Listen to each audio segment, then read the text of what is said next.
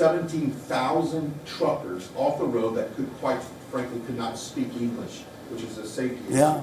Could we ever extend that to Uber drivers, Lyft drivers, cab drivers, for someone who takes a lot of Ubers? A lot of my drivers can't speak Oh, well, that's not good. I didn't like that. Go ahead, John. So that's a really good point. The problem is that our states are the ones that issue these licenses. So with commercial driver's licenses, we do have some federal control. But again, we have thousands of people who can't speak the language, long-standing rule, and it's a safety issue, right? If you can't understand road signs, if you can't communicate with law enforcement when you're pulled over and communicate what's on your rig, huge problem. But the last administration, Mr. President, they let truck driving schools self-certify that they were qualified to train truck drivers. And so this is like the Leering Center.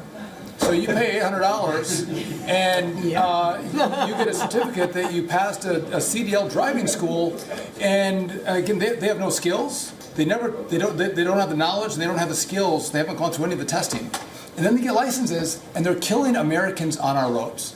So it's remarkable, the rot that the last administration allowed to take place. We are ending that, and I need partnership with our states. Even California started to come on board. Even Gavin has started to play ball with us, which is surprising. Shocking. Not all the way, a little bit of ball.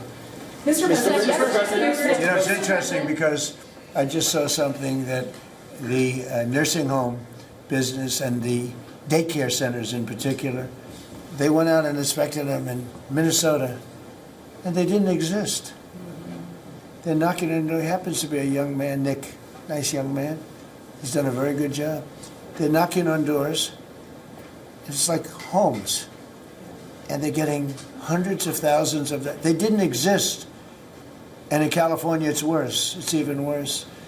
And I spoke with Russell Vogt. I said, Russell, don't send them any money. He said, but we have a court order that we have to. Can you believe it? A judge. The judges are really hurting this country. Our judges, Justice Roberts doesn't like when I say it, but the judges are really hurting this country. And frankly, the justices, the Supreme Court, has really hurt our country too. Mr. President, do you have a new deadline, given that there are some talks now? Do you have a new deadline before taking? No, I'll announce it. I mean, right now, you're talking about a deadline for doing some pretty big damage, even bigger than we've done. We'll see. Look, we have very substantial talks going on with respect to Iran, with the right people. You know, I told you about a present, right? Steve, can I reveal the present? You can do anything you want to say. They said to show you the fact that we're real and solid and we're there, we're going to let you have 8 boats of oil, 8 boats, 8 big boats of oil. This was 2 days ago. And they'll sail up tomorrow. That was 3 days ago. And I didn't think much about it. And then I watched the news, and they said, a very good anchor, actually, happened to be Fox. But I watched it, and he said, something's unusual happening. There are 8 boats that are going right up the middle of the Hormuz Strait. 8 big tankers are going loaded up with oil right through. And I said, well, I guess they were right, and they were real. And I think they were Pakistani flagged. Yes.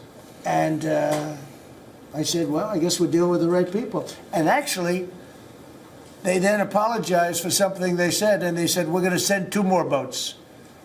And it ended up being 10 boats. All right? I hope I haven't screwed up your negotiations, but I thought it was appropriate to say, because I did taunt you the other day by saying they're going to give us a present. Mr. President, Yeah, there were 2 illegal